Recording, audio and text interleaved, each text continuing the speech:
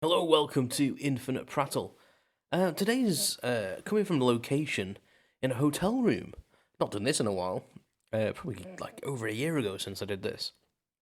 We're close to the start of the Steven Speak era. So yeah, welcome to Infinite Prattle, and today's episode is going to be about childhood playground games, basically. Um, yeah, let's talk about that. You're listening to Infinite Prattle with your host, Stephen. Thanks for joining me for unscripted, unedited, everything. Okay, thank you very much for joining me. I'm sorry about the audio in this one because I'm in a hotel room and I'm using some portable equipment, so hope it's okay for you. Before we get into like playground games, just want to say thank you very much for the reaction to the video podcast last week with Dex. Really good. I'm not breaking any records on YouTube, but it's the highest downloads that I've had on a YouTube video. So I'm really pleased that people swapped over and went and looked at that. And let me know if you want to see more videos. There's another episode of Dex coming out, and I plan to record a couple more guest episodes as videos. And I'm just intrigued to see whether you guys would want to see my mug on a solo. So like this one could have been a video. Would you like that? I'd love the feedback. I realised the other day that I like interaction when I talk, so it's probably the worst media for me to use. So I think recording a video might give me something to interact with. I've said this before, haven't I?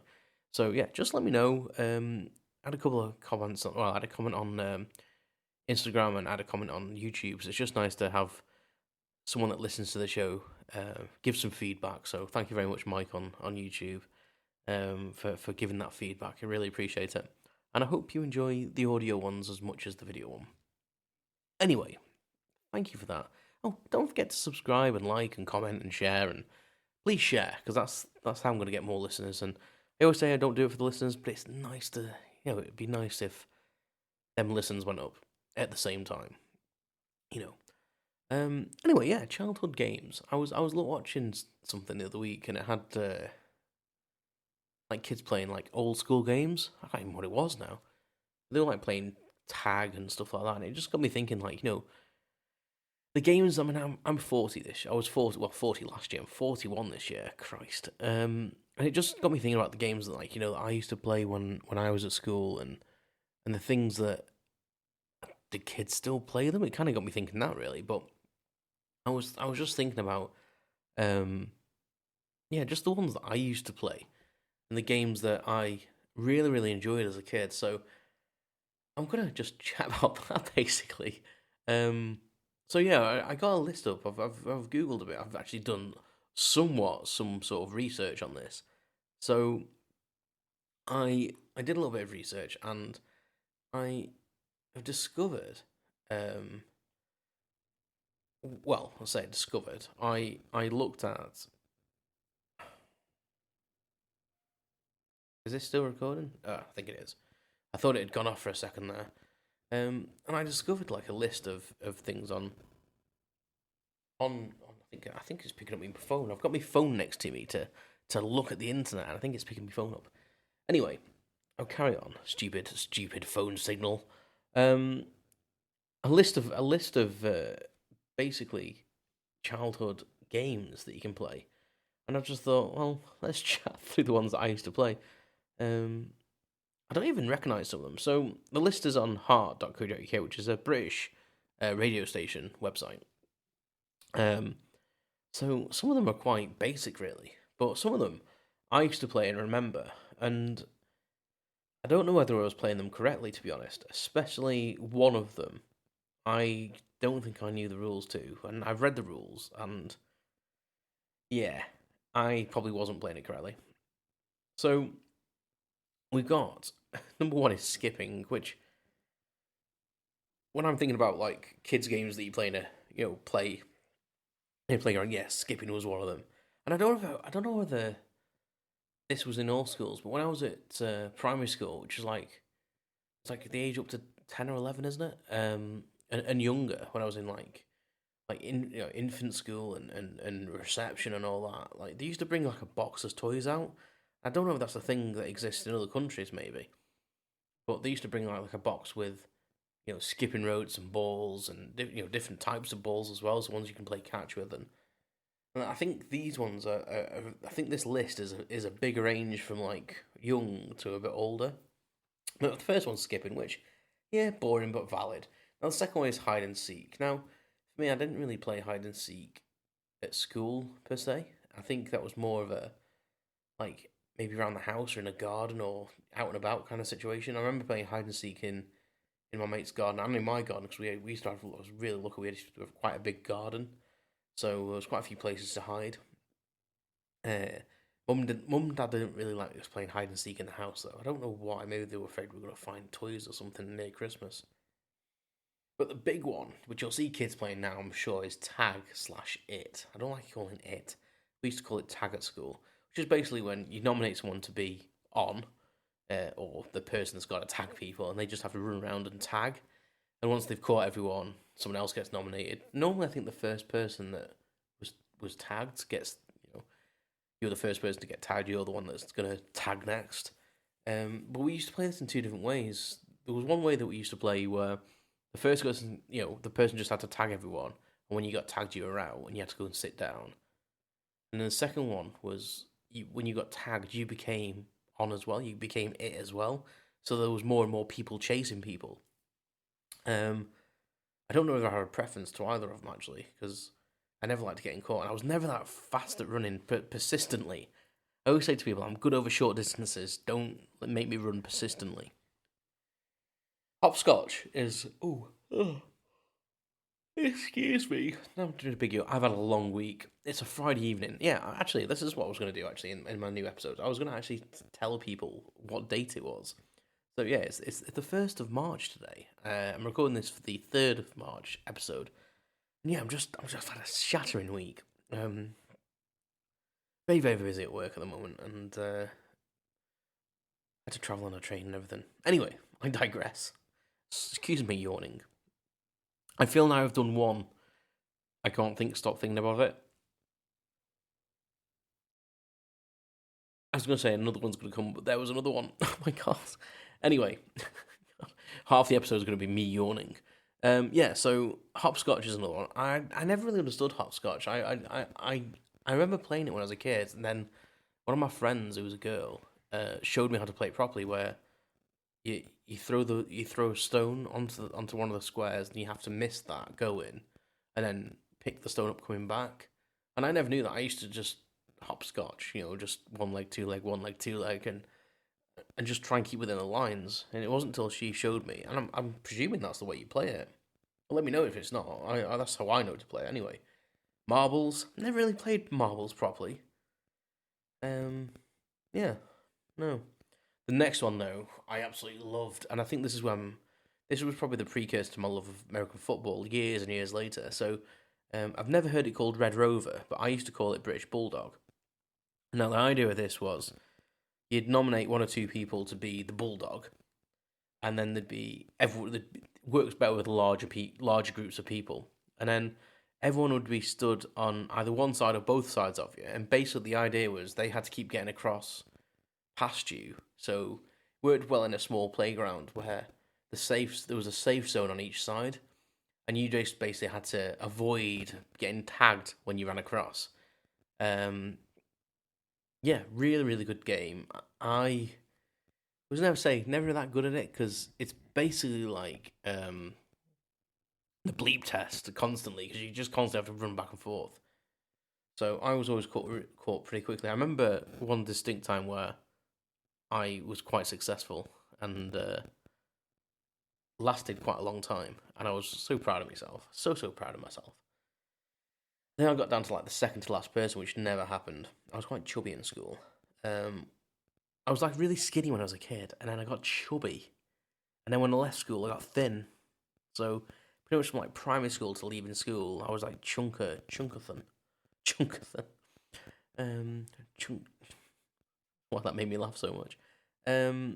Cat's Cradle, never really played that. That was the thing, the wool or the string around your fingers, and you had to pass it between each other's, wasn't it? I don't know. That was a girl game for me.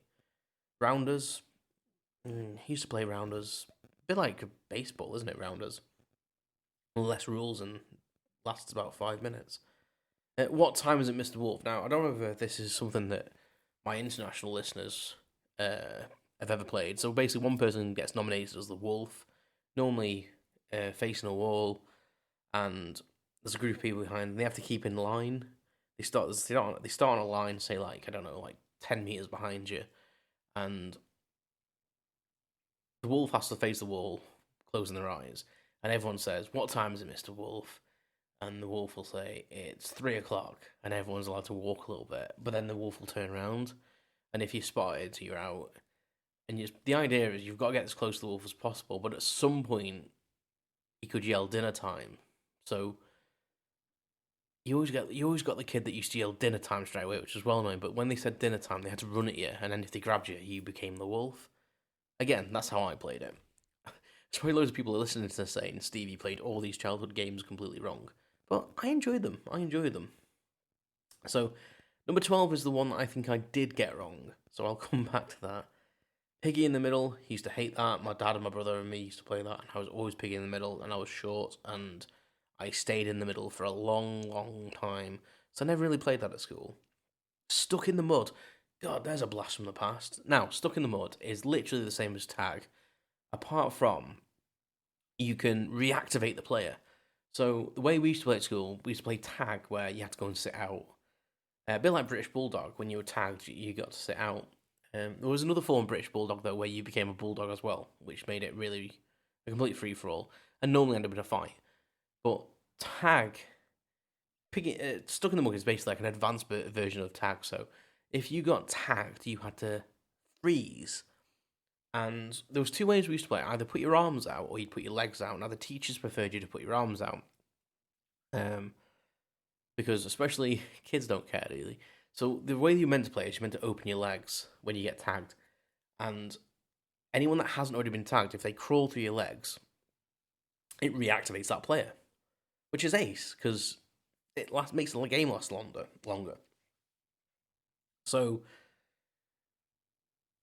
but the teachers always wanted to play safe. They don't want you crawling around on your hands and knees, ripping your trousers, ripping your tights, blah, blah, blah. So they usually put your arms out like a scarecrow, and you had to duck under both their arms, so you'd have to go front ways and back ways. You had to pass under their arms twice, basically, to reactivate them. But it was a cracking game, that was. I used to love that. And I think because I like tag, it was a better version, and I think, well, probably for me was, because I used to get tagged quite quickly, because I was an easy target, so it meant that I could get reactivated, so have a bit longer in the game. Are you feeling sorry for me yet?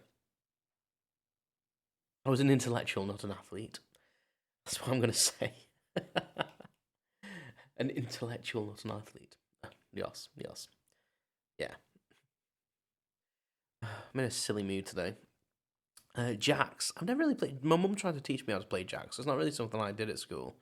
That's like with the marble and the little weird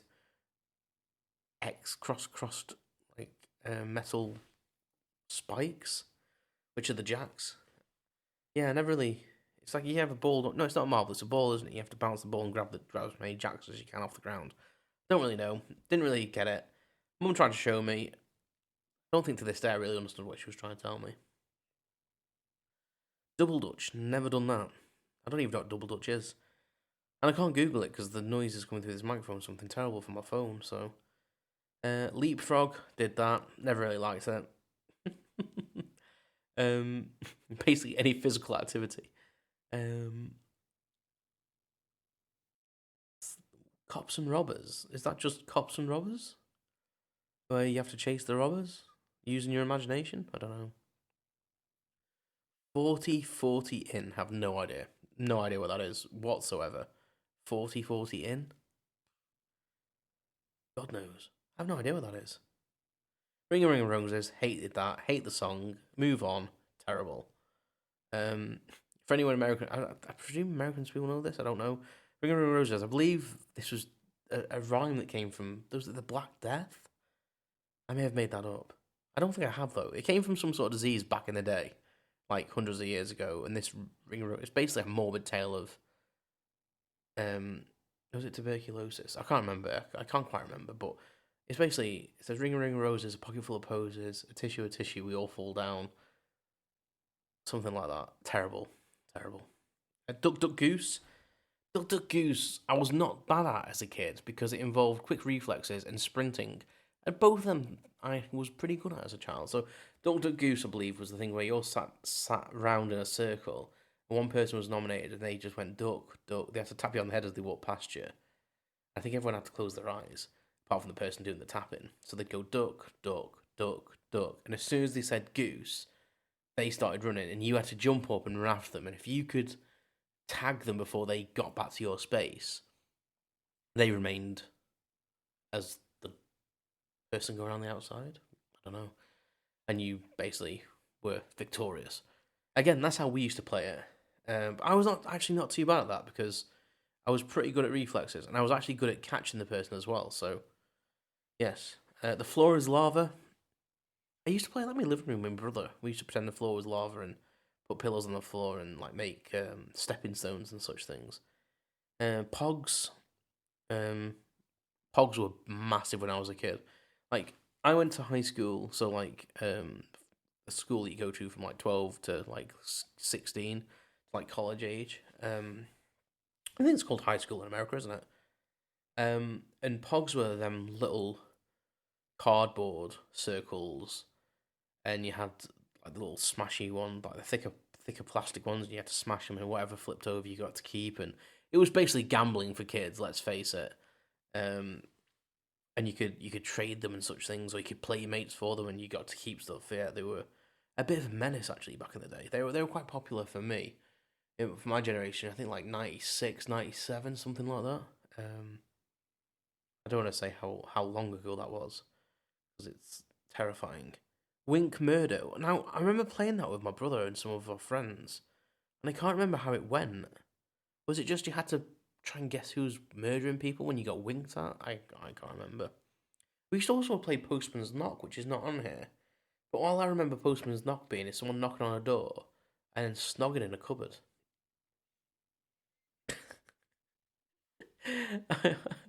Maybe that was just the way I played it. I don't know.